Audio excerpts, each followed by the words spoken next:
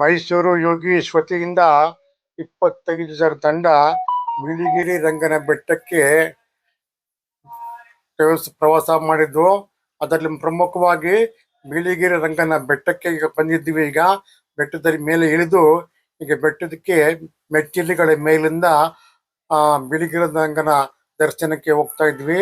ಇಲ್ಲಿ ಹಸು ಕೂಡ ಮೇಲೆ ಹತ್ತುತ್ತಾ ಇರತಕ್ಕಂಥ ದೃಶ್ಯ ಕೂಡ ತಾವು ನೋಡ್ತಾ ಇದ್ದೀರಿ. ಈಗ ಹಸುಗೂ ಕೂಡ ಬಿಳಿಗಿರಿ ರಂಗನಾಥ ದರ್ಶನಕ್ಕೋಸ್ಕರವಾಗಿ ಇಲ್ಲಿ ಬಂದಿರತಕ್ಕಂಥದ್ದನ್ನ ತಾವೀಗ ನೋಡ್ತಾ ಇದ್ರ. ಯೋಗಿ ತಂಡದ ಆತ್ಮೀಯ ಆದಿತ್ಯ ಲೋಕೇಶ್ ಯೂಟ್ಯೂಬ್ ಚಾನಲ್ ಎಲ್ಲ ಪ್ರೇಕ್ಷಕ ಮಹಾಶಯರಿಗೆ ಹೃದಯಪೂರ್ವಕ ನಮಸ್ಕಾರಗಳು. ನಾನು ಯೋಗ ಪ್ರಕಾಶ್, ಮೈಸೂರು ಯೋಗೇಶ್ ತಂಡದ ಸಂಸ್ಥಾಪಕ. ಇದನ್ನ ಮೈಸೂರು ಯೋಗೇಶ್ ಸಂಸ್ಥೆಯಿಂದ ಒಟ್ಟು 25 ಜನ ಬಿಳಿಗಿರಿ ರಂಗನಾಥ ಸ್ವಾಮಿ ದೇವಸ್ಥಾನಕ್ಕೆ ಬಂದಿದ್ದೇವೆ. ಈ ಬಿಳಿಗಿರಿ ರಂಗನಾಥ ಸ್ವಾಮಿ ದೇವಸ್ಥಾನ ಚಾಮರಾಜನಗರ ಜಿಲ್ಲೆಗೆ ಸೇರಿರ್ತಕ್ಕಂಥದ್ದಾಗಿದೆ. ಇತಿಹಾಸದಲ್ಲಿ ಪ್ರಖ್ಯಾತವಾಗಿರ್ತಕ್ಕಂತಹ ಅನೇಕ ರಂಗನಾಥ ಸ್ವಾಮಿ ದೇವಸ್ಥಾನಗಳಲ್ಲಿ ಬಿಳಿಗಿರಿ ರಂಗನಾಥ ಸ್ವಾಮಿ ದೇವಸ್ಥಾನವೂ ಸಹ ಒಂದು. ದಯವಿಟ್ಟು ಆದಿತ್ಯ ಲೋಕೇಶ್ ಸಹೃದಯ ಪ್ರೇಕ್ಷಕ ವರ್ಗದವರು ಈ ಒಂದು ವಿಡಿಯೋವನ್ನ ಪೂರ್ತಿ ನೋಡಿ ಶೇರ್ ಮಾಡಬೇಕಾಗಿ, ಲೈಕ್ ಮಾಡಬೇಕಾಗಿ ಮತ್ತು ಸಬ್ಸ್ಕ್ರೈಬ್ ಮಾಡಬೇಕಾಗಿ ಹೃದಯಪೂರ್ವಕ ವಿನಂತಿ. ಹರಿ ಓಂ. ನಿಮ್ಮವನೇ ಆದ ಯೋಗ ಪ್ರಕಾಶ್. ನಿನ್ನ ಹೆಸರೇನಪ್ಪ? ಯಶವಂತ್. ಎಲ್ಲಿಂದ ಬಂದಿದ್ಯಾ? ನಾನು ಹುಣಸೂರು. ಹುಣಸೂರಿಂದ ಬೆಟ್ಟ ಬಂದಿದ್ದೆ ನೋಡೋಕೆ. ಏನೇನು ನೋಡಿದೆ ಇಲ್ಲಿ? ಇಲ್ಲಿ ಗುಡ್ಡ ಬೆಟ್ಟ, ಹಾಂ. ದೇವರು. ಯಾವ ದೇವರಿದೆ ಇಲ್ಲಿ? ಬಿಳಿಗಿರಿ ರಂಗನ. ಯಾವ ದೇವರಿದೆ? ಬಿಳಿಗಿರಿ ರಂಗ. ಯಾವ ಸ್ಕೂಲ್ ಓದ್ತಾ ಇದೆಯಾ? ನಾನು ಹುಣಸೂರಲ್ಲಿ ಸಂಜೆ ಸಾಪು 6th. ನಿಮ್ಮ ತಂದೆ ಏನು ಮಾಡ್ತಾರೆ? ನಮ್ಮ ತಂದೆ ಡ್ರೈವರ್. ಹೌದಾ? ಆಯ್ತು, ಥ್ಯಾಂಕ್ ಯು ಹೊಡಿ, ಚಾಟಿ ಹೊಡೀರಿ.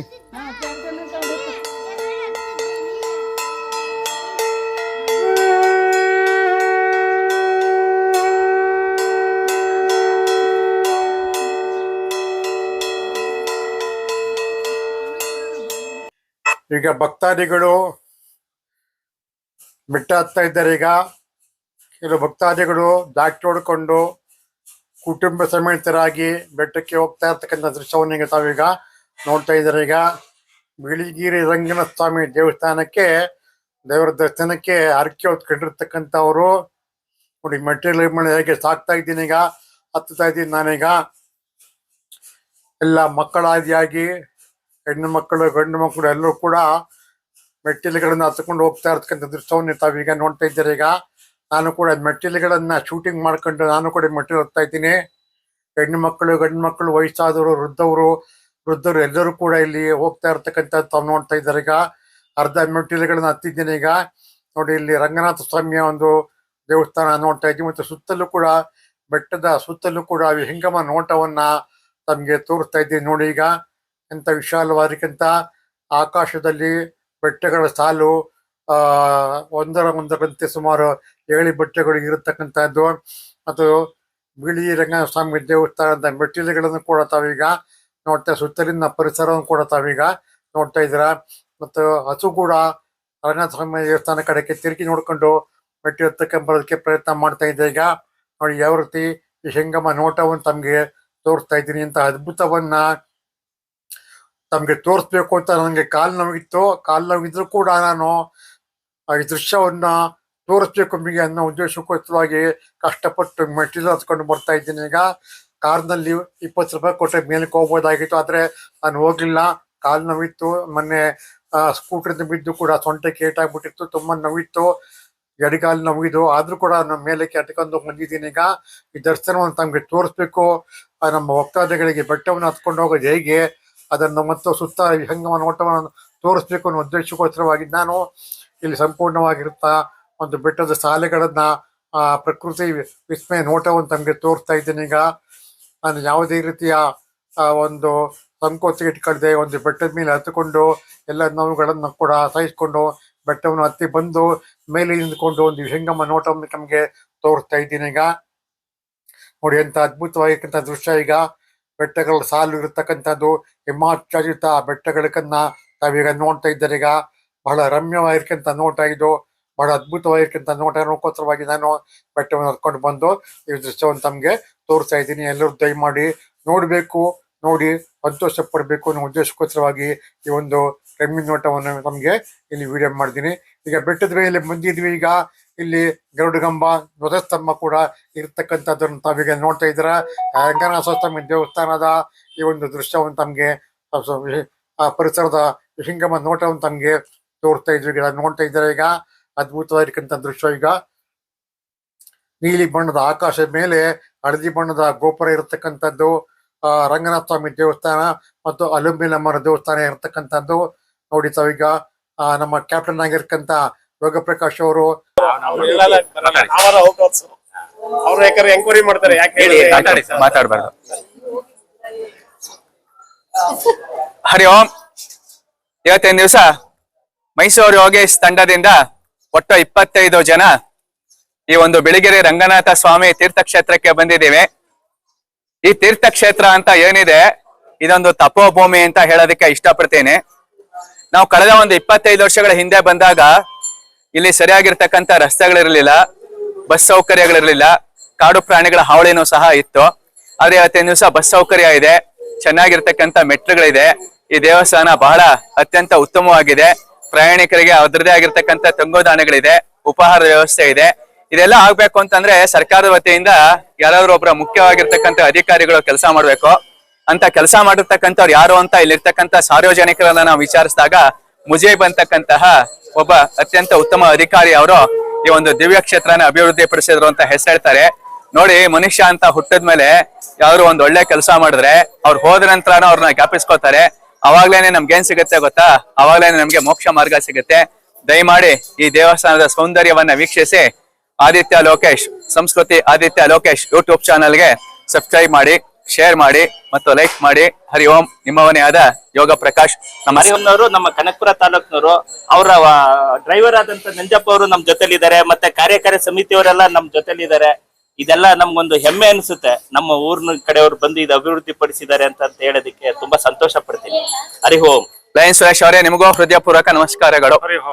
ಹರಿ ನೋಡಿ, ಈಗ ರಂಗನಾಥ ಸ್ವಾಮಿ ದೇವಸ್ಥಾನದ ಗರ್ಭಗುಡಿ ಬಂದು ನಿಂತಿದ್ವಿ. ಈಗ ನೋಡಿ, ಬಿಳಿಗಿರಿ ರಂಗನಾಥ ಸ್ವಾಮಿ ದೇವಸ್ಥಾನದ ಇಲ್ಲಿ ವಿಡಿಯೋ ಮಾಡೋದಕ್ಕೆ ಅವಕಾಶ ಇಲ್ಲ. ಆದ್ರಿಂದ ರಂಗನಾಥ ಸ್ವಾಮಿ ವಿಗ್ರಹವನ್ನು ತೋರ್ಸಕ್ ಆಗಿಲ್ಲ. ಈಗ ಆದ್ರೂ ಕೂಡ ಅಲಿಮೇನವರ ದೇವಸ್ಥಾನದಿಂದ ಮುಂದೆ ಹೋಗ್ಬೇಕಾದ್ರೆ ಅಲ್ಲಿ ಬೃಹತ್ ಇರ್ತಕ್ಕಂಥ 2 ಪಾದಕೆಗಳಿದೆ. ಇದು ಈ ಪಾದಕೆ ರಂಗನಾಥ ಸ್ವಾಮಿ ಅವರ ಪಾದಕೆ. ಇದು ವಿಶೇಷವಾಗಿ ಅಲಂಕಾರ ಮಾಡಿರ್ತಕ್ಕಂಥ ಈ ಪಾದಕೆಯನ್ನ ಭಕ್ತರ ತಲೆ ಮೇಲೆ ಇಡಲಾಗುತ್ತದೆ. ಇದು ಎಷ್ಟು ಮಟ್ಟಿಗೆ ಸರಿಯೋ ತಪ್ಪು ನನ್ಗೆ ಗೊತ್ತಿಲ್ಲ. ಆದ್ರೂ ಕೂಡ ಇಲ್ಲಿ ಪಾದಕೆಯನ್ನ ರಂಗನಾಥ ಸ್ವಾಮಿ ಪಾದಕೆಯನ್ನು ತಮ್ಗೆ ತೋರಿಸ್ತಾ ಇದ್ದೀನಿ. ವಿಶೇಷವಾಗಿರಂತ ಅಲಂಕಾರಗಳನ್ನ ಮಾಡತಕ್ಕಂಥ ಪಾದಕೆ ಇದಾಗಿದೆ. ಇಲ್ಲಿಂದನೇ ಕೂಡ ತಾವು ದರ್ಶನ ಮಾಡ್ಕೊಡಿ. ಯಾರು ಬಿಳಿಗಿರಿ ರಂಗನ ಬೆಟ್ಟಕ್ಕೆ ಹೋಗಕ್ ಆಗೋದಿಲ್ವೋ ಅವರು ಈ ಪಾದಕ್ಕೆ ದರ್ಶನ ಮಾಡ್ಬೇಕು ಅಂತ ಈ ಮುಖಾಂತರ ತಮಗೆ ವಿನಂತಿ ಮಾಡ್ಕೊಡ್ತಿದ್ದೀನಿ. ಇದು ವಿಶೇಷವಾಗಿರ್ತಕ್ಕಂಥ ಪಾದಕೆ, ದಿವ್ಯವಾದ ಪಾದಕೆ, ರಂಗನಾಥ ಸ್ವಾಮಿ ಪಾದಕೆ ಅಂತ ಇಲ್ಲಿ ನಂಬಿಕೆ ಇಟ್ಕೊಂಡಿದ್ವಿ. ನಮಸ್ಕಾರ. ಎಲ್ಲರಿಗೂ ನಮಸ್ಕಾರ. ಆದಿತ್ಯ ಲೋಕೇಶ್ ಯೂಟ್ಯೂಬ್ ಚಾನಲ್ಗೆ ಸಬ್ಸ್ಕ್ರೈಬ್ ಮಾಡಿ, ಶೇರ್ ಮಾಡಿ ಮತ್ತು ಲೈಕ್ ಮಾಡಿ. ಆತ್ಮೀಯ ಬಂಧುಗಳೇ, ಈ ದಿನ ಮೈಸೂರು ಯೋಗೇಶ್ ವತಿಯಿಂದ ಆಧ್ಯಾತ್ಮಿಕ ಯೋಗ ಪ್ರವಾಸವನ್ನ ಬಿಳಿಗಿರಿ ರಂಗನ ಬೆಟ್ಟಕ್ಕೆ ಬಂದಿದ್ದೇವೆ. ಎಲ್ಲರಿಗೂ ಸಹ ಬಿಳಿಗಿರಿ ರಂಗನಾಥ ಸ್ವಾಮಿ ಮತ್ತು ಅಲಮೇಲಮ್ಮನವರ ಒಂದು ದರ್ಶನ ಆಗಿದೆ. ಈ ಒಂದು ದಿವ್ಯ ಕ್ಷೇತ್ರವನ್ನ ತಿರುಪತಿ ಅಂತ ಸಹ ಕರೀತಾರೆ. ಇಂಥ ಒಂದು ತಿರುಪತಿಯ ಒಂದು ಕರ್ನಾಟಕದಲ್ಲಿರುವ ತಿರುಪತಿಯ ಒಂದು ದಿವ್ಯ ಕ್ಷೇತ್ರಕ್ಕೆ ಬಂದು ನಮ್ಮ ಜೀವನವನ್ನ ಪರಮ ಪವಿತ್ರ ಮಾಡ್ಕೊಳ್ಳೋಣ. ದಾನ ಧರ್ಮಗಳನ್ನ ಮಾಡೋಣ, ಒಳ್ಳೆ ಕೆಲಸಗಳನ್ನ ಮಾಡೋಣ, ಸಕಾರಾತ್ಮಕವಾಗಿರ್ತಕ್ಕಂಥ ಚಿಂತನೆಗಳನ್ನ ಮಾಡೋಣ. ನಮ್ಮಲ್ಲಿರ್ತಕ್ಕಂಥ ಅರಿಷಡ್ವರ್ಗಗಳೇನಿದೆ, ಅರಿಷಡ್ವರ್ಗಗಳನ್ನ ಬಿಡೋಣ. ಹಣದ ಮೇಲಿನ ವ್ಯಾಮೋಹ, ಆಸ್ತಿಯ ಮೇಲಿನ ವ್ಯಾಮೋಹ, ಹೆಂಡತಿ ಮಕ್ಕಳಿನ ವ್ಯಾಮೋಹ, ಸಂಬಂಧಗಳಲ್ಲಿರ್ತಕ್ಕಂಥ ವ್ಯಾಮೋಹವನ್ನ ಬಿಟ್ಟು ಜೀವನ್ ಮುಕ್ತರಾಗೋಣ. ಜೀವನ್ ಮುಕ್ತರಾಗಬೇಕು ಅಂತಂದ್ರೆ ನಮ್ಮ ಈ ಪ್ರಧಾನ ಮಂತ್ರಿ ನರೇಂದ್ರ ಮೋದಿ ಅವರು ಹೇಳಿರೋ ಹಾಗೆ ಪ್ರತಿಯೊಂದು ಧಾರ್ಮಿಕ ಕ್ಷೇತ್ರಗಳಿಗೆ ಹೋಗಿ ಈಗ ಇರ್ತಕ್ಕಂಥ ಒತ್ತಡ ರಹಿತವಾಗಿರ್ತಕ್ಕಂಥ ಒಂದು ಜೀವನ ಏನಿದೆ ಆ ಜೀವನಕ್ಕೆ ಬರಬೇಕು ಅಂತಂದ್ರೆ ನಾವು ಧಾರ್ಮಿಕ ಕ್ಷೇತ್ರಗಳಿಗೆ ಭೇಟಿ ಕೊಡ್ಬೇಕು. ಎಲ್ಲರೂ ಸಹ ಧಾರ್ಮಿಕ ಕ್ಷೇತ್ರಗಳಿಗೆ ಭೇಟಿನ ಕೊಡೋಣ, ಸಂತೋಷವಾಗಿರೋಣ, ಸಂಭ್ರಮದಿಂದಿರೋಣ. ಎಲ್ಲ ಆದಿತ್ಯ ಲೋಕೇಶ್ ಯೂಟ್ಯೂಬ್ ಚಾನಲ್ ಭಕ್ತ ಮಹಾಶಯರಿಗೆ ಹೃದಯಪೂರ್ವಕ ಆಗಿರ್ತಕ್ಕಂಥ ನಮಸ್ಕಾರಗಳು. ನಮ್ಮೊಂದಿಗೆ ಶ್ರೀ ಕೃಷ್ಣಕುಮಾರ್ ಅವರಿದ್ದಾರೆ, ಸುಮಾ ಅವರಿದ್ದಾರೆ, ಅನಿತಾ ಅವರಿದ್ದಾರೆ, ನಾಗಾರ್ಜುನ ಅವರಿದ್ದಾರೆ, ಧಾರ್ಮಿಕ ಚಿಂತಕರು, ಸಮಾಜ ಸೇವಕರು ಆಗಿರ್ತಕ್ಕಂಥ ಲಯನ್ ಸುರೇಶ್ ಅವರಿದ್ದಾರೆ. ನಿಮ್ಮೆಲ್ಲರಿಗೂ ಹೃದಯಪೂರ್ವಕ ಆಗಿರ್ತಕ್ಕಂಥ ನಮಸ್ಕಾರಗಳನ್ನ ತಿಳಿಸ್ತೇನೆ. ನಿಮ್ಮವನೇ ಆದ ಯೋಗ ಪ್ರಕಾಶ್, ನ್ಯಾಷನಲ್ ಯೋಗ ಚಾಂಪಿಯನ್. ಹರಿ ಓಂ. ನೋಡಿ, ಈಗ ಬಿಳಿಗಿರಿ ರಂಗನಾಥ ಸ್ವಾಮಿ ದರ್ಶನ ಮತ್ತು ಅಲಿಮೇಲಮ್ಮನ ದರ್ಶನ ಪಡ್ಕೊಂಡು ಈ ದೇವಸ್ಥಾನ ಸುತ್ತರದ ಪ್ರಾಂಗಣವನ್ನು ತಮಗೆ ತೋರಿಸ್ತಾ ಇದ್ದೀನಿ. ನೋಡಿ, ದೇವಸ್ಥಾನದ ಮುಂಭಾಗದ ಗೋಪುರ ಇದು. ಬಹಳ ಅದ್ಭುತವಾಗಿರ್ತಕ್ಕಂಥ ಕುಶಲ ಕಲೆಗಳಿಂದ ಕಟ್ಟಿರ್ತಕ್ಕಂಥ ದೇವಸ್ಥಾನ ಮತ್ತು ಗರ್ಭಗುಡಿಯ ಮುಂಭಾಗದ ಗೋಪುರ ಮತ್ತು ಧ್ವಜಸ್ತಂಭವನ್ನು ಕೂಡ ತಾವೀಗ ನೋಡ್ತಾ ಇದ್ದೀರಾ. ನೀಲಿ ಬಣ್ಣದ ಆಕಾಶ ಮತ್ತು ಹಳದಿ ಬಣ್ಣದ ಒಂದು ಗೋಪುರಗಳನ್ನು ತಾವೀಗ ನೋಡ್ತಾ ಇದ್ದೀರಾ. ಅತ್ಯಂತ ಅದ್ಭುತವಾಗಿರ್ತಕ್ಕಂಥದ್ದು. ಅಲ್ಲೇ ಕುಳಿತುಕೊಂಡು ಕಾಲ ಕಡಿಬೇಕು ಅಂತ ಒಂದು ಮನಸ್ಥಿತಿಯನ್ನು ಉಂಟು ಮಾಡಿರ್ತಕ್ಕಂಥ ಪ್ರದೇಶ ಇದು. ಅಂತ ಒಂದು ಹೇಳ್ತಾ ಇರತಕ್ಕಂಥ ಈ ಒಂದು ದೇವಸ್ಥಾನ ಇದು. ಆದ ಕಾರಣದಿಂದ ನೋಡಿ, ಇಲ್ಲಿ ಅಲಿಬೇದಮ್ಮನವರು ಮತ್ತು ರಂಗನಾಥ ಸ್ವಾಮಿ ಇರತಕ್ಕಂಥ ಒಂದು ಪುತ್ಥಳಿಯನ್ನು ತಾವೀಗ ನೋಡ್ತಾ ಇದ್ದೀರಾ. ನೋಡಿ, ದೇವಸ್ಥಾನದ ಗೋಪುರವನ್ನು ತಮಗೆ ತೋರಿಸ್ತಾ ಇದ್ದೀನಿ. ಈಗ ಎಲ್ಲೆಲ್ಲ ದರ್ಶನ ಮಾಡ್ಕೊಂಡು, ಈಗ ಗರ್ಭಗುಡಿ ದರ್ಶನ ಮಾಡಿಕೊಂಡು, ದೇವ್ರ ದರ್ಶನ ಮಾಡಿಕೊಂಡು ಈಗ ಹೊರಭಾಗಕ್ಕೆ ಬಂದು ಸುತ್ತಲಿನ ರಮಣೀಯ ದೃಶ್ಯವನ್ನು ತಮಗೆ ಇಲ್ಲಿ ತೋರಿಸ್ತಾ ಇದ್ದೀನಿ. ತಾವು ನೋಡ್ತಾ ಇದ್ದೀರಾ. ಈಗ ಅತ್ಯಂತ ಅದ್ಭುತವಾಗಿರ್ತಕ್ಕಂಥ ರಮಣೀಯವಾಗಿರ್ತ ದೃಶ್ಯವನ್ನ ತಮಗೆ ಬೆಟ್ಟಗಳ ಸಾಲು ಮತ್ತು ರಂಗನಾಥ ಸ್ವಾಮಿಯ ದೇವಸ್ಥಾನದ ಸುತ್ತಲಿನ ಪರಿಸರ, ಮೆಟ್ಟಿಗಳು ಏರ್ತಾ ಇರತಕ್ಕಂಥದ್ದು, ಭಕ್ತಾದಿಗಳು ಕೆಳಗಡೆ ಇಳಿತಾ ಇರತಕ್ಕಂಥದ್ದು, ಯೋಗ ಪ್ರಕಾಶ್ ಅವರು ಕೆಳಗಡೆ ಇಳಿತಾ ಇರತಕ್ಕಂಥದ್ದು ದೃಶ್ಯವನ್ನು ತಮಗೆ ತೋರಿಸ್ತಾ ಇದ್ದೀನಿ. ನೋಡಿ, ಅಂತಹ ಸುಂದರವಾಗಿರ್ತಕ್ಕಂಥ ದೃಶ್ಯ. ನಾನು ಕೂಡ ಬೆಟ್ಟದಿಂದ ಕೆಳಕ್ಕೆ ಇಳಿತಾ ಇದ್ದೀನಿ. ನನಗೆ ಕೂಡ ತುಂಬ ಕಾಲು ನೋವಿತ್ತು. ಸ್ಕೂಟ್ರಿಂದ ಬಿದ್ದು ಕೂಡ ಸೊಂಟಕ್ಕೆ ತುಂಬ ಏಟಾಗಿತ್ತು, ಎಡಗಾಲು ತುಂಬ ನೋವಿತ್ತು. ಆದರೂ ಕೂಡ ಭಕ್ತಾದಿಗಳಿಗೆ ಈ ಒಂದು ದೃಶ್ಯವನ್ನು ತೋರಿಸ್ಲೇಬೇಕು. ನಾನು ಕಷ್ಟಪಟ್ಟು ಆ ಬೆಟ್ಟವನ್ನು ಹತ್ಕೊಂಡು ಬಂದಿದ್ದೀನಿ. ನಿಧಾನವಾಗಿ 10 ಮೆಟ್ಲು ಹತ್ತದ್ದು, ಕೂತ್ಕೊಂಡು ರೆಸ್ಟ್ ಮಾಡ್ಕೊಂಡು ಈ ರಮಣೀಯ ದೃಶ್ಯವನ್ನು ತಮಗೆ ತೋರಿಸ್ಬೇಕು ಅಂದ್ಬಿಟ್ಟಿದ್ದಾನೆ ವಿಡಿಯೋ ಬಂದಿದ್ದೀನಿ. ನೋಡಿ, ನಾನು ಕೆಳಗಡೆ ಇಳಿತಾ ಹಾಗೆ ಅದೇ ರೀತಿ ವಿಡಿಯೋ ಬಂದಿದ್ದೀನಿ. ಹಲವಾರು ಜನ ಭಕ್ತಾದಿಗಳು ಬೆಟ್ಟವನ್ನು ಹತ್ತಾ ಇರತಕ್ಕಂಥದ್ದು, ಯುವಕರಾಗಿರ್ತಕ್ಕಂಥ ಇದರಿಂದ ಸರಸರ ಅಂತ ಬೆಟ್ಟವನ್ನು ಹತ್ಕೊಂಡು ಹೋಗ್ತಾ ಇರತಕ್ಕಂಥ ದೃಶ್ಯವನ್ನು ತಾವೀಗ ನೋಡ್ತಾ ಇದ್ದಾರೆ. ಈಗ ಎಲ್ಲರೂ ಕೂಡ ಆ ಬೆಟ್ಟವನ್ನು ಹತ್ತಿಕೊಂಡು ಹೋಗಿ ರಂಗನಾಥ ಸ್ವಾಮಿ ದರ್ಶನ ಮಾಡಬೇಕು, ಅಲಿಮನ್ನಮ್ಮರ ದರ್ಶನ ಮಾಡಬೇಕು ಅಂತ ತುಂಬಾ ಕಾತರದಿಂದ, ತುಂಬಾ ದೂರದ ಊರುಗಳಿಂದ, ಬಸ್ಸುಗಳಿಂದ, ಕಾರುಗಳಿಂದ ಮತ್ತು ಪ್ರೈವೇಟ್ ಬಸ್ಗಳಿಂದ ಬಂದು ಈ ಒಂದು ಬೆಟ್ಟವನ್ನು ಹತ್ಕೊಂಡು ಹೋಗ್ತಾ ಇದ್ದಾರೆ. 20 ರೂಪಾಯಿ ಕೊಟ್ರೆ ಇಲ್ಲಿ ಕಾರಿನಿಂದ ಬೆಟ್ಟಕ್ಕೆ ಮೇಲಕ್ಕೆ ಕರ್ಕೊಂಡು ಬಿಡ್ತಾರೆ. ಆದ್ರೆ ಯಾರು ಕೂಡ ಅದನ್ನ ಇಷ್ಟಪಟ್ಟಿಲ್ಲ. ಅವರು ಈ ಒಂದು ದರ್ಶನವನ್ನು ಮಾಡಬೇಕು ಅಂದ್ಬಿಟ್ಟು ಭಕ್ತಿಯಿಂದ ದೇವರ ಧ್ಯಾನವನ್ನು ಮಾಡ್ಕೊಂಡು ಬಂದು ಒಂದೊಂದು ಬೆಟ್ಟ ಹತ್ಕೊಂಡು ಓಂ ರಂಗನಾಥಾಯ ನಮಃ, ಓಂ ರಂಗನಾಥಾಯ ನಮಃ, ಓಂ ಅಲಿಮೇಲಮ್ಮನಾಯ ನಮಃ, ಓಂ ಅಲಿಮೇಲಮ್ಮಾಯ ನಮಃ, ಓಂ ಅಲಿಮೇಲಮ್ಮಾಯ ನಮಃ ಅಂತ ಹೇಳಿ ಬರ್ತಾ ಇದ್ದಾರೆ. ಇಲ್ಲಿ ಹಸುಗಳು ಕೂಡ ಇಲ್ಲಿ ರಂಗನಾಥ ಸ್ವಾಮಿ ಮತ್ತು ಅಲಿಮೇಲಮ್ಮನ ರೂಪದಲ್ಲಿ 2 ಮುದ್ದಾದ ಹಸುಗಳು ಇಲ್ಲಿ ನಿಂತಿರ್ತಕ್ಕಂಥದ್ದನ್ನು ತಾವೀಗ ನೋಡ್ತಾ ಇದ್ರ. ಒಂದೊಂದು ನೋಡಿದ್ರೆ ರಂಗನಾಥ ಸ್ವಾಮಿ ಅಂತ ಅನ್ಸುತ್ತೆ, ಇನ್ನೊಂದೊಂದು ನೋಡಿದ್ರೆ ಅಲಿಮೇಲಮ್ಮ ಅನ್ಸುತ್ತೆ. ಎರಡೂ ಕೂಡ ಈ ಒಂದು ಹಸುವಿನ ರೂಪದಲ್ಲಿ ಬಂದು ನಿಂತುಕೊಂಡು ಭಕ್ತಾದಿಗಳಿಗೆ ದರ್ಶನ ಕೊಡ್ತಾ ಇರತಕ್ಕಂಥ ಇದೇನೋ ಅನ್ನೋ ಹಾಗೆ ಭಾಸವಾಗಿದೆ. ಅರ್ಶಿನ ಕುಂಕುಮದ ಒಂದು ಕರಡಿಕಾಯಿ ಮುಂದೆ ನಿಂತಿರ್ತಕ್ಕಂಥದ್ದು. ಈಗ ದೇವಸ್ಥಾನದ ಹಿಂಗಮ್ಮ ನೋಟ ಅಂತ ನೋಡ್ತಾ ಇದ್ರಾಗ ಆ ದೇವಸ್ಥಾನವನ್ನು ಇಳಿದು ನಾನು ಬಸ್ಗೆ ಹೋಗ್ಬೇಕಾದ ರಸ್ತೆಯಲ್ಲಿ ವಿಶೇಷವಾಗಿರ್ತಕ್ಕಂಥ ರೇಮ ದೃಷ್ಟ ಕಾಣಿಸಿತ್ತು. ಅದನ್ನು ತಮ್ಗೆ ತೋರಿಸ್ಬೇಕು ಅಂತ ಅಲ್ಲಿ ವಿಡಿಯೋ.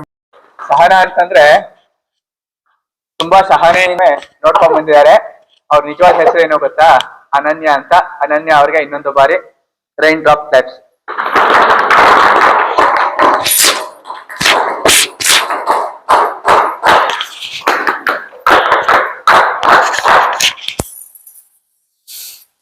ಇವತ್ತಿನ ದಿವಸ ಈ ಕಾರ್ಯಕ್ರಮ ಅತ್ಯಂತ ಸುಂದರವಾಗಿ, ಸುಮಧುರವಾಗಿ, ಪ್ರಶಾಂತವಾಗಿರ್ತಕ್ಕಂಥ ವಾತಾವರಣದಲ್ಲಿ ನಡೀತಾ ಇದೆ.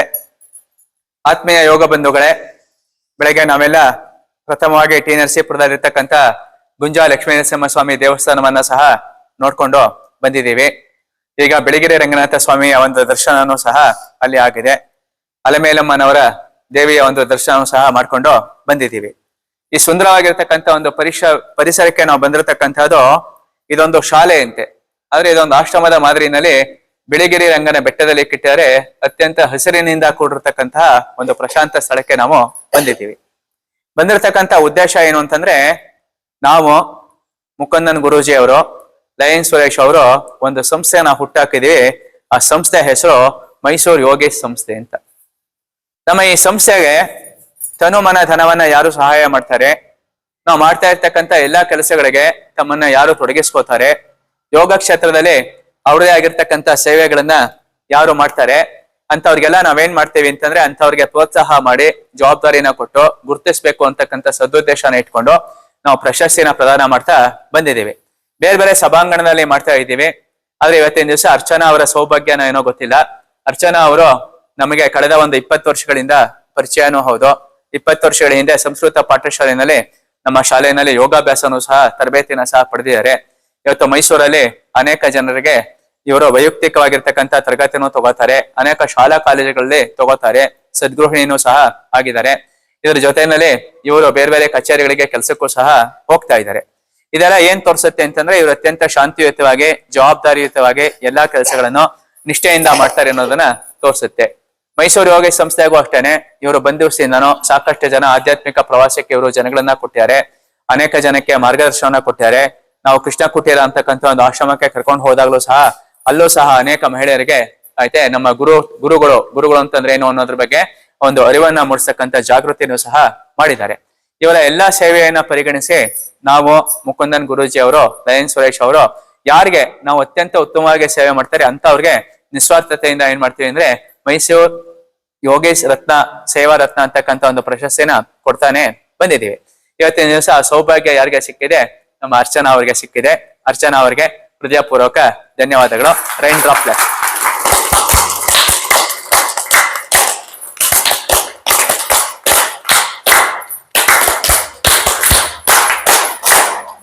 ಅರ್ಚನಾ ಅವ್ರಿಗೆ ಸಭೆಯಲ್ಲಿ ಇರ್ತಕ್ಕಂಥ ಗಣ್ಯರು ಶಾಲುವನ್ನ ಹೊದಿಸಿ ಹಾರವನ್ನ ಹಾಕಿ ಪ್ರಶಸ್ತಿಯನ್ನ ಪ್ರದಾನ ಮಾಡ್ಬೇಕು ಅಂತ ನಿವೇದಿಸ್ಕೊತಾ ಇದ್ದೀನಿ. ಪ್ರಥಮವಾಗಿ ಶ್ರೀಯುತ ಕೃಷ್ಣಕುಮಾರ್ ಅವರೇ ದಯವಿಟ್ಟು ಅವರಿಗೆ ಒಂದು ಶಾಲುವನ್ನ ಹಾಕಿ ಕೂತ್ಕೊಳ್ಳಿ ಬಿಟ್ಟು.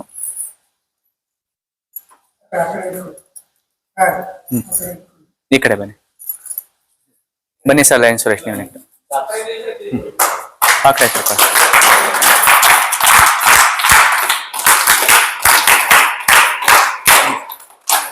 ಲಯನ್ ಸುರೇಶ್ ಅವರಿಂದ ಮಾಲಾರ್ಪಣೆ ನೋಡ್ಕಾಕಡೆ.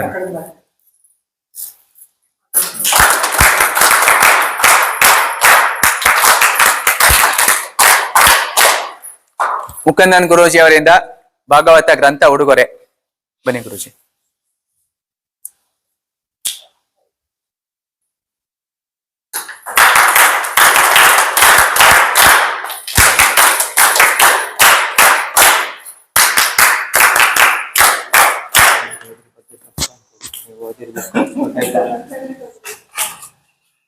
ಕಾರ್ಯಕ್ರಮದ ಅಂತಿಮ ಘಟ್ಟ ಸಂಸ್ಥಾಪಕರಿಂದ ಪ್ರಶಸ್ತಿ ಪ್ರದಾನ.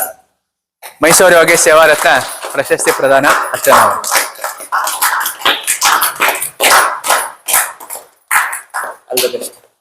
ಸರ್ ಒಂದು ಫೋಟೋ ಹೊಡ್ಬಿಡಿ. ಹರಿ ಓಂ.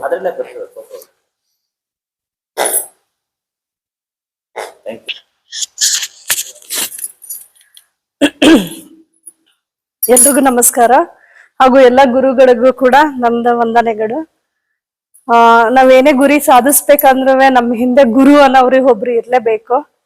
ಆತರ ನನ್ಗೆ ಎಲ್ಲಾ ಗುರುಗಳು ಈ ತರ ನೆರಳಲ್ಲಿ ಇರೋದ್ರಿಂದ ನಾನು ಈ ಸಾಧನೆ ಮಾಡದ್ದೆ ಅಂತ ನನ್ನ ಅನಿಸಿಕೆನ ಹೇಳ್ತೀನಿ. ಹಾಗೆ ಎಲ್ಲರೂ ಗುರು ಭಕ್ತಿಯಿಂದ ಮಾಡಿದ್ರೆ ಯಾವ್ದೇ ಕಾರ್ಯಗಳು ಕೂಡ ಖಂಡಿತ ನೆರವೇರುತ್ತೆ.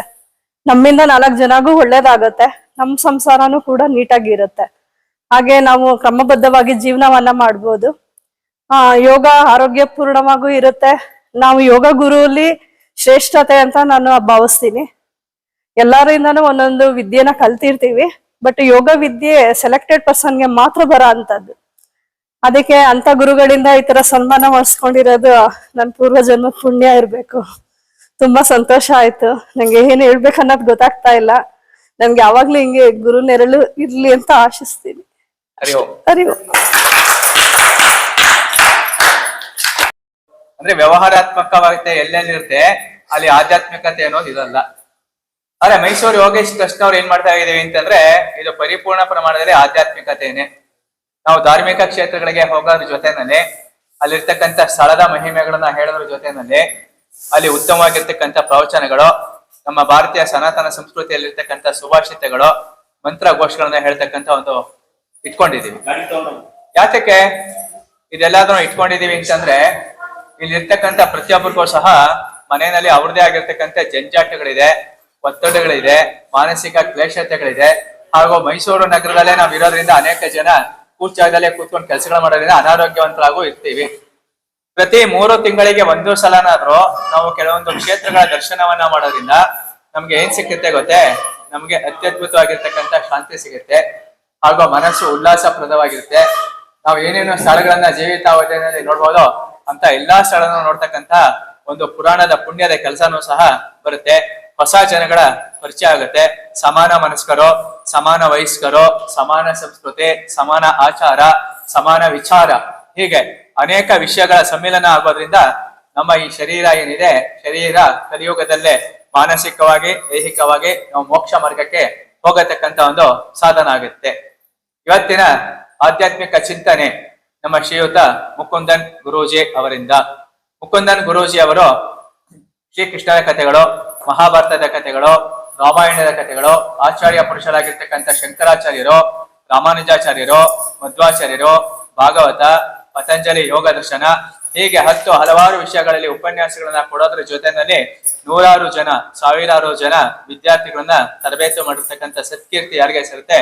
ನಮ್ಮ ಮುಕುಂದನ್ ಗುರೂಜಿ ಅವರಿಗೆ ಸೇರುತ್ತೆ. ಮುಕುಂದನ್ ಗುರೂಜಿ ಅವರಿಂದ ಈಗ ಒಂದು 20 ನಿಮಿಷಗಳ ಕಾಲ ಒಂದು ಉಪನ್ಯಾಸದ ಕಾರ್ಯಕ್ರಮ. ಹರಿ ಓಂ.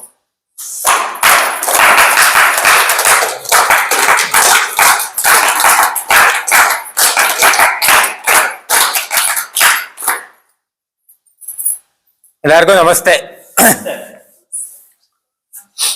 ಎಲ್ಲರೂ ಪ್ರವಾಸಕ್ಕೆ ಅಂತ ಬಂದಿದ್ದೀರಾ. ಪ್ರವಾಸಕ್ಕೆ ಅಂತ ಬಂದಾಗ ಉಪನ್ಯಾಸದ ಮೇಲೆಲ್ಲ ಅಷ್ಟು ಆಸಕ್ತಿ ಇರಲ್ಲ. ಹಾಡು, ಕುಣಿತ, ಹಾಸ್ಯ ಇದ್ರ ಕಡೆ ಜಾಸ್ತಿ ಗಮನ ಇರತ್ತೆ. ಹಾಗಾಗಿ ನನಗೂ ಹಿಂಜರಿಕೆ. ಯಾರು ಕೇಳಕ್ ಆಸಕ್ತಿ ಇರುತ್ತೋ, ಆಸಕ್ತಿ ಇರಲ್ವೋ, ಯಾವುದನ್ನೇ ಬಲವಂತವಾಗಿ ತುರುಕ್ಬಾರ್ದು. ವಿವೇಕ ವೈರಾಗ್ಯ ಪೂಜನಾಭ್ಯಾಮ್ ಅಂತಾರೆ ಶಂಕರಾಚಾರ್ಯರು. ವಿವೇಕ ಯಾವಾಗ ಬರುತ್ತೆ ಅಂದ್ರೆ ಮನುಷ್ಯನಿಗೆ ವೈರಾಗ್ಯ ಬಂದಾಗ ಮಾತ್ರ ವಿವೇಕ ಬರುತ್ತೆ. ಮನಸ್ಸು ಯಾವುದೋ ಕಡೆ ಆಕರ್ಷಿತವಾಗಿದ್ರೆ ವಿವೇಕ ಬರಕ್ ಸಾಧ್ಯವಿಲ್ಲ, ಆ ಕಡೆಗೆ ಹೋಗ್ತಾ ಇರತ್ತೆ. ವೈರಾಗ್ಯ ಇದ್ದಾಗ ವಿವೇಕ ಬರುತ್ತೆ. ಇಲ್ಲಿ ನಮ್ಗೇನಪ್ಪಾ ಅಂದ್ರೆ ಹಾಸ್ಯ, ಹಾಡು ಇದ್ರ ಕಡೆ ಜಾಸ್ತಿ ಗಮನ ಇದ್ದಿದ್ರಿಂದ ಸ್ವಲ್ಪ ಏನಾದ್ರು ತಿಳ್ಕೋಬೇಕು, ಕಲಿಬೇಕು ಅಂದ್ರೆ ಅದರಿಂದ ವೈರಾಗ್ಯ ಆದ್ರೆ ಮಾತ್ರ ನಾವು ವಿವೇಕವನ್ನ ಪಡ್ಕೊಳಕ್ಕೆ ಸಾಧ್ಯ. ಹಾಗಾಗಿ 3 ನಿಮ್ಗೆ ಕೊಡ್ತೀನಿ ಆಪ್ಷನ್. ಒಂದು ಆಧ್ಯಾತ್ಮಿಕದ ವಿಚಾರವಾಗಿ ಒಂದಷ್ಟು ತಿಳಿಸುವಂಥದ್ದು. 20 ನಿಮಿಷನೂ ತಗೊಳ್ಳಲ್ಲ, 12ರಿಂದ 15 ನಿಮಿಷ. ಅಥವಾ ನಮ್ಮ DV ಗುಂಡಪ್ಪನವರ ಕನ್ನಡದ ಭಗವದ್ಗೀತೆ ಅಂತ ಏನ್ ಹೇಳ್ತಾರೆ, ಮಂಕುತಿಮ್ಮನ ಕಗ್ಗ, ಅದರಿಂದ ವಿಚಾರವನ್ನ ನಾವು ತಿಳ್ಕೊಳ್ಳುವಂಥದ್ದು. ಈ ಲೌಕಿಕ ಜಗತ್ತಿಗೆ ಏನ್ ಬೇಕೋ ಅದನ್ನ. ಮೊದಲನೇದು ಆಧ್ಯಾತ್ಮಿಕ ವಿಚಾರ, ಬಹಳ ಅದ್ಭುತವಾದ, ಪ್ರತಿಯೊಬ್ರು ಮಾಡ್ಲೇಬೇಕು. ಮನುಷ್ಯ ಜೀವನದ ಉದ್ದೇಶ ಸುಖ ಪ್ರಾಪ್ತಿ, ದುಃಖ ನಿವೃತ್ತಿ ಅಂತ ಹೇಳ್ತಾ ಇರ್ತೀನಿ ನಾ ಯಾವಾಗ್ಲೂ. ದಿನೇ ದಿನೇ ಸುಖ ಜಾಸ್ತಿ ಆಗ್ತಾ ಹೋಗ್ಬೇಕು, ದುಃಖ ಕಡಿಮೆ ಆಗ್ತಾ ಹೋಗ್ಬೇಕು. ಅದಾಗದಕ್ಕೆ ಅದ್ಭುತವಾದ ವಿಚಾರಗಳು ನಮ್ಮ ಆಧ್ಯಾತ್ಮಿಕ ಗ್ರಂಥಗಳಲ್ಲಿದೆ. ಅದಕ್ಕೆ ಒಂದು 5 ವಿಚಾರ ಇದೆ, ಅದನ್ನ ಹಂಚ್ಕೊಳ್ಳುವಂಥದ್ದು. 2ನೇದು DV ಗುಂಡಪ್ಪನವರ ಮಂಕುತಿಮ್ಮನ ಕಗ್ಗದ ಮೂಲಕ ವಿಚಾರವನ್ನ ತಿಳ್ಕೊಳ್ಳುವಂಥದ್ದು. 3ನೇದು ಅದೆರಡು ಬೇಡ ಅಂದ್ರೆ ಆಟ ಆಡಿಸ್ತೀನಿ, ಒಂದಷ್ಟು ಪ್ರಶ್ನೆ ಕೇಳ್ತೀನಿ, ಒಂದಷ್ಟು ತರಲೆ ಮಾಡ್ತೀನಿ. ಇದ್ 3 ಮಾಡಕ್ ಸಮಯ ಇಲ್ಲ. 3ರಲ್ಲಿ ಯಾವುದು ನಿಮ್ಮ ಆಯ್ಕೆ? ಮಂಕುತಿಮ್ಮ. ಸುಮಾ ಅವರೇ ನೀವೇನ್ ಹೇಳ್ತೀರಾ? 2 ಮಂಕುತಿಮ್ಮ ಬಂತು.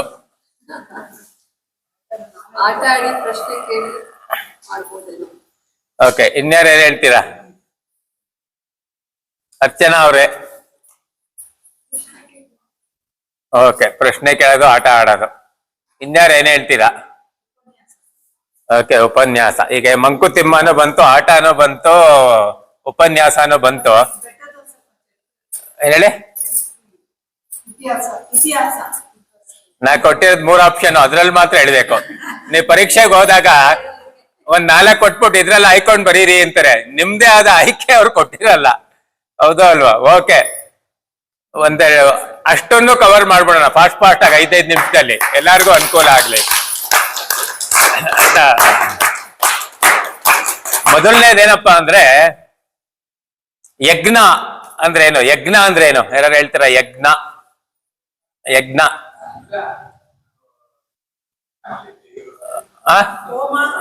ಹೋಮ. ಯಜ್ಞ ಅಂದ್ರೆ ಬಹಳ ದಿನಗಳವರೆಗೆ ಬಹಳ ಜನರಿಗೆ ಉಪಯುಕ್ತವಾಗುವ ಕೆಲಸವನ್ನ ಯಜ್ಞ ಅಂತಾರೆ. ಆ ಹೋಮ ಹವನ ಮಾಡ್ತೀವಲ್ಲ ಅದನ್ನು ಯಜ್ಞ ಅಂತಾರೆ.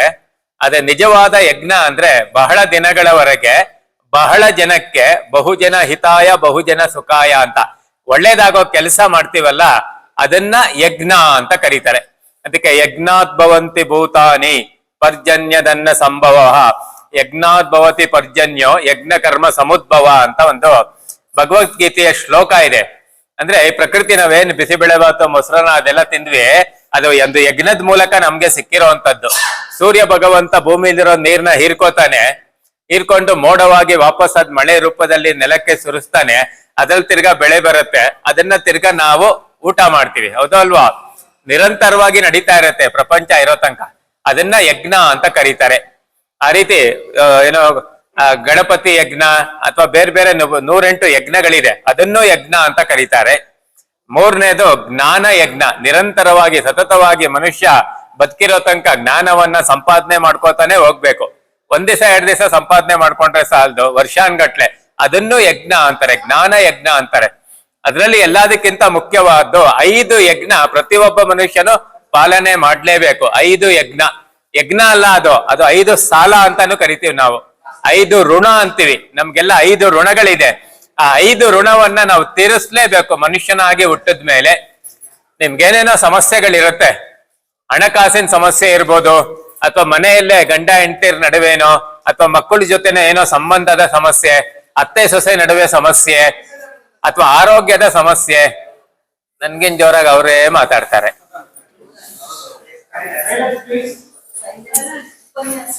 ಆಯ್ತಾ? ಈ ರೀತಿ ಹಲವಾರು ಸಮಸ್ಯೆಗಳಿರುತ್ತೆ. ಇಲ್ಲಿ ತನಕ ಏನೇನೋ ಮಾಡಿರ್ತೀರಾ, ಬಗೆಹರ್ದಿರಲ್ಲ.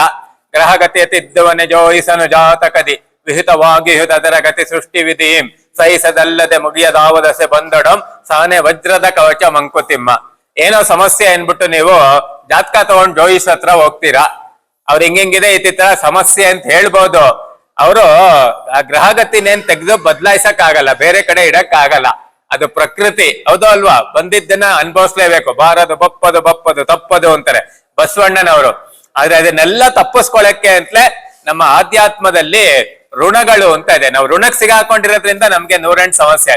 ಇದನ್ನ ಪಾಲನೆ ಮಾಡಿ ನೋಡಿ. ಇವತ್ತಿಂದ 21 ದಿವಸ ಮಾಡಿ, 22ನೇ ದಿವಸದಿಂದ ನಾನ್ ಬಿಟ್ಬಿಡಿ ಅಂದ್ರು ನೀವು ಬಿಡಲ್ಲ.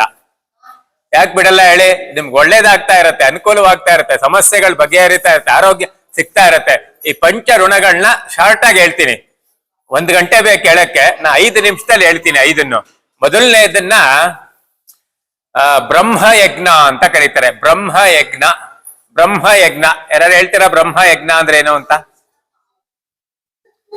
ಓಕೆ, ಬ್ರಹ್ಮಯಜ್ಞ ಅಂದ್ರೆ ಮನುಷ್ಯನಾಗಿ ಹುಟ್ಟಾದ್ಮೇಲೆ 108 ಕರ್ತವ್ಯಗಳಿರುತ್ತೆ. ಅದರಲ್ಲಿ ಮಾಡಲೇಬೇಕಾದ ಕರ್ತವ್ಯ ಬ್ರಹ್ಮಯಜ್ಞ. ಯಾವ ಮನುಷ್ಯನೋ ಅದರಿಂದ ಹೊರತಲ್ಲ. ಬ್ರಹ್ಮಯಜ್ಞ ಅಂದ್ರೆ ಒಂದ್ ಸ್ವಲ್ಪ ನಮ್ಮ ಆಧ್ಯಾತ್ಮಿಕ ಗ್ರಂಥಗಳನ್ನ ಅಧ್ಯಯನ ಮಾಡುವಂತದ್ದು ಅಂತ. ರಾಮಾಯಣ ಇರ್ಬೋದು, ಮಹಾಭಾರತ ಇರ್ಬೋದು, ಭಗವದ್ಗೀತೆ ಇರ್ಬೋದು, ಅಥವಾ ಬ್ರಹ್ಮಸೂತ್ರಗಳಿರ್ಬೋದು, ಉಪನಿಷತ್ ಇರ್ಬೋದು, ಬೇಕಾದಷ್ಟಿದೆ. ಪ್ರತಿನಿತ್ಯ ಬ್ರಹ್ಮಯಜ್ಞ ಮನುಷ್ಯರಾಗಿ ಹುಟ್ಟಿದ್ಮೇಲೆ ಮಾಡ್ಲೇಬೇಕು. ಯಾಕಂದ್ರೆ ಪ್ರಾಣಿಗಳಿಗೆ ಅವೆಲ್ಲ ಮಾಡೋ ಶಕ್ತಿ ಕೊಟ್ಟಿಲ್ಲ ಭಗವಂತ, ಮನುಷ್ಯನಿಗೆ ಕೊಟ್ಟಿದ್ದಾನೆ. ಆ ಬ್ರಹ್ಮಯಜ್ಞ ಏನಿಲ್ಲ, ಬಹಳ ಸ್ವಲ್ಪ, ದಿನ 10 ನಿಮಿಷ ಯಾವ್ದೋ ಒಂದು ಭಗವದ್ಗೀತೆನೋ ರಾಮಾಯಣದೋ ಪುಸ್ತಕ ಇಟ್ಕೊಳ್ಳೋದು, ದಿನ 10 ನಿಮಿಷ ಓದೋದು. ಕಷ್ಟನಾ ಇದು? ಕಷ್ಟನಾ? ಯಾರಿಗೂ ಕಷ್ಟ ಇಲ್ಲ. ನನಗೆ 10 ನಿಮಿಷನೂ ಸಮಯ ಇಲ್ಲ ಅನ್ನೋರು 5 ನಿಮಿಷ ಮಾಡಿ, 5 ನಿಮಿಷನೂ ಸಮಯ ಇಲ್ಲ ಅನ್ನೋರು 2 ನಿಮಿಷ ಮಾಡಿ. ನಾ ದಿನ 3-4 ಗಂಟೆ ಮಾಡ್ತೀನಿ ಬ್ರಹ್ಮಯಜ್ಞನ. ಏನ್ ಬಿಟ್ರು ಅದನ್ನ ಬಿಡಲ್ಲ. ಇವತ್ತು ನನಗೆ ನಮ್ಮ ಮೈಸೂರು ಯೋಗೀಸಿಂದ ಕಾರ್ಯಕ್ರಮ ಅನ್ನೋದ್ರಿಂದ ಬಂದೆ. ನನ್ಗೆ ಎಲ್ಲದಕ್ಕಿಂತ ಬ್ರಹ್ಮಯಜ್ಞ ಇಷ್ಟ. ನನ್ಗೆ ಅಲ್ಲಿ ಬೆಳಗಿನ ರಾತ್ರಿ ತನಕ ಹೋಗೋ ಬದಲು ಮನೇಲಿ ಇದ್ದಿದ್ರೆ ಒಂದ್ 5 ಗಂಟೆ ಅಧ್ಯಯನ ಮಾಡ್ಬೋದಲ್ಲ ಅಂತ ಒಂದ್ ಕಡೆ ಅನ್ನಿಸ್ತಾ ಇರತ್ತೆ ನನ್ಗೆ. ಸೊ ಮನೇಲಿದ್ರೆ ದಿನ 4-5 ಗಂಟೆ ಮಾಡ್ತೀನಿ. 4-5 ನಿಮಿಷ ಆರು ಮಾಡಿ ಇವತ್ತಿಂದ. ಸುಮಾರೇ ಮಾಡ್ತೀರಾ? ನೀವ್ ಮಾಡ್ತೀರಾ? ಆಯ್ತಾ? 5 ನಿಮಿಷ ಯಾವ್ದಾರು ರಾಮಾಯಣ, ಮಹಾಭಾರತ, ಭಗವದ್ಗೀತೆ, ಬ್ರಹ್ಮಯಜ್ಞ. ಅದು 2ನೇದು ದೇವಯಜ್ಞ. ಹೆಸರೇ ಹೇಳತ್ತೆ ದೇವಯಜ್ಞ ಅಂದ್ರೆ ಆ ದೇವರ ಕಡೆ ನಮ್ಗೊಂದಷ್ಟು ಗ್ರಾಟಿಟ್ಯೂಡ್ ಇರ್ಬೇಕು. ಈ ಶ್ರೇಷ್ಠವಾದ ಮನುಷ್ಯನ್ ಜನ್ಮ ಕೊಟ್ಟಿದ್ದಾನೆ. ಜಂತು ನಾಂ ನರ ಜನ್ಮ ದುರ್ಲಭಂ. ಮನುಷ್ಯನ್ ಜನ್ಮ ಸಿಗದೆ ತುಂಬಾ ಕಷ್ಟ. ಹೌದು ಅಲ್ವಾ? ಏಸು ಕಾಯಂಗಳ ದಾಟಿ ಸರ್ ಹಾಡ್ ಬರುತ್ತಾ ನಿಮ್ಗೆ? ಯಾರ್ಗಾರ ಬರುತ್ತಾ? ಏಸು ಕಾಯಂಗಳ ದಾಟಿ 84 ಲಕ್ಷ ರಾಶಿ ಜೀವವನ್ನ ದಾಟಿ ಬಂದ ಈಶ. ನಂಗೆ ಹಾಡ್ ಬರಲ್ಲ, ಲಿರಿಕ್ಸ್ ಗಳು ಗೊತ್ತಿರತ್ತೆ. ಅಂದ್ರೆ 84 ಲಕ್ಷ ಜನ್ಮ ಆದ್ಮೇಲೆ ಮನುಷ್ಯನ್ ಜನ್ಮ ಅಪರೂಪಕ್ಕೆ ಸಿಕ್ಕಿದೆ. ಈ ಮನುಷ್ಯನ್ ಜನ್ಮ ಬಂದಿದ್ ಭಗವಂತನಿಂದ. ಪ್ರತಿನಿತ್ಯ ಭಗವಂತನ ನೆನಿ, ಕಷ್ಟ ಇಲ್ಲ, ಹೌದೋ ಅಲ್ವಾ? ದೇವಸ್ಥಾನಕ್ಕೆ ಹೋಗಕ್ಕಾಗ್ದೆ ಅವ್ರು ಮನೇಲಿ ದೇವ್ರ ಮುಂದೆ ಒಂದ್ ದೀಪ ಹಚ್ಚೋದು, ಒಂದ್ ಗದದ್ ಕಡ್ಡಿ ಹಚ್ಚೋದು, ದೇವ್ರ ಮುಂದೆ ಕೂತ್ಕೊಂಡು ನಿಮ್ಗೆ ಗೊತ್ತಿರೋ ಯಾವ್ದೋ ಒಂದು ಮಂತ್ರ ಹೇಳೋದು, ಒಂದ್ ಕರ್ಪೂರ ಹಚ್ಚೋದು, ವಾರಕ್ಕೊಂದ್ ದಿವ್ಸ ಆದ್ರೂ ದೇವಸ್ಥಾನಕ್ಕೆ ಹೋಗೋದು, ದೇವ ಯಜ್ಞ ಮುಗ್ದೋಯ್ತು. ಇದು ತುಂಬಾ ಸುಲಭ, ಮಾಡ್ಬೋದಲ್ವಾ? ಮೂರನೇದು ಪಿತೃ ಯಜ್ಞ, ಎಲ್ಲದಕ್ಕಿಂತ ಹೆಚ್ಚಾಗಿ ತಂದೆ ತಾಯಿಗಳು. ಪ್ರಶ್ನೆ ಕಡೆಯಲ್ಲಿ ಮುಗಿಸ್ಬಿಡ್ತೀನಿ, ಟೈಮ್ ಆಗಲ್ಲ ಆಮೇಲೆ. ಬ್ರಹ್ಮ ಯಜ್ಞ 1.5 ಗಂಟೆ ಮಾತಾಡ್ತೀನಿ ನಾನು. ಇಲ್ಲಿ 1.5 ಗಂಟೆ ಸಮಯ ಇಲ್ಲ, 1.5 ನಿಮಿಷ ಹೇಳ್ತೀನಿ ಅಷ್ಟೇ. ಯಾವ ರೀತಿ ಅಧ್ಯಯನ ಮಾಡ್ಬೇಕು ಅನ್ನೋದು ಇದೆ. ಪ್ರಶ್ನೆ ಆಮೇಲೆ ಕೇಳಿ. ಒಂದ್ ಪ್ರಶ್ನೆಗೆ 150 ರೂಪಾಯಿ ಆಗತ್ತೆ, ಆಯ್ತಾ? ಓಕೆ, ಸೊ ಎಲ್ಲಿದ್ದೆ ಸುಭಾ ಮೇಡಮ್? ನೋಡಿ ಹೆಂಗ್ ದಾರಿ, ಹೆಂಗಸ್ರೆ ಹೆಂಗೆ ದಾರಿ ತಪ್ಸೋದು. ಆ ವಿಶ್ವಾಮಿತ್ರನು ತಪಸ್ ಮಾಡ್ತಾ ಕೂತಿದಾಗ ಯಾವ್ದೋ ಹೆಂಗಸ್ ಬಂದ್ ದಾರಿ ತಪ್ಸಿದ್ದು. ನಮ್ಗೂ ಹಂಗೆ ಆಗ್ತಾ ಇದೆ ಇಲ್ಲಿ ಕತೆ, ಆಯ್ತಾ? ವಿಶ್ವಾಮಿತ್ರ ದಾರಿ ತಪ್ಪ, ನಾನ್ ತಪ್ಪಲ್ಲ, ಆಯ್ತಾ? ಓಕೆ, ದೇವ ಯಜ್ಞ ಆಯ್ತು. ಮೂರನೇದಕ್ಕೆ ಬಂದ್ರಿ ಪಿತೃಯಜ್ಞ. ಪಿತೃಯಜ್ಞ ಅಂದ್ರೆ ವೆರಿ ಸಿಂಪಲ್. ಅಲ್ಲಿ ನಾನು ಅರ್ಚನಾ ನಿಮ್ ಮಗನ ಹೆಸರು ಹೇಳಿ. ಮಯೂರ್. ನೋಡಿ ಎಷ್ಟು ಚೆನ್ನಾಗಿ ಅಲ್ಲಿ ಗಮನಿಸ್ತಾ ಇದ್ದೀನಿ. ಅವ್ರಮ್ಮನ್ನ ಕೈ ಇಟ್ಕೊಂಡು ನಿಧಾನಾಗಿ ಬೆಟ್ಟ ಹತ್ತಿ ಇಳಿಸಿ ಅವ್ರಮ್ಮಂಗೆ ಐಸ್ ಕ್ರೀಮ್ ಎಲ್ಲ ತಕೊಟ್ಟು, ಪಕ್ಕದಲ್ಲಿ ನಾನಿದ್ರು ತಕೊಡದೆ, ಬೇಕಾಂತ ಒಂದ್ ಮಾತು ಕೇಳ್ದೆ, ಆಯ್ತಾ? ಅವ್ರಮ್ಮಂಗ್ ಪಾಪ ಎಲ್ಲ ಮಾಡ್ತಾ ಇದ್ದೇನೆ. ಪಿತೃಯಜ್ಞ ವೆರಿ ಸಿಂಪಲ್. ಜನ್ಮ ಕೊಟ್ಟಿರೋರು ತಂದೆ ತಾಯಿಗಳು, ಅವರಿಂದಲೇ ನಾವು ಅವ್ರನ್ನ ಬದುಕಿರುವಾಗ ಚೆನ್ನಾಗಿ ನೋಡ್ಕೊಳ್ಳಿ. ಸತ್ತಾದ್ಮೇಲೆ ಶ್ರಾದ್ದ ಮಾಡಿ ವಡೆ ಪಾಯಸ ತಿನ್ನೋದೆಲ್ಲ ಸೆಕೆಂಡ್ರಿ. ಬದುಕಿದ್ದಾಗ ಚೆನ್ನಾಗಿ ನೋಡ್ಕೋಬೇಕು. ರೋಗ ಆದ್ಮೇಲೂ ಶ್ರಾದ್ದ ಅಂದ್ರೆ ಶ್ರದ್ಧೆಯಿಂದ ತಂದೆ ತಾಯಿಗಳ ಸೇವೆ ಮಾಡುವುದೇ ಶ್ರಾದ್ದ.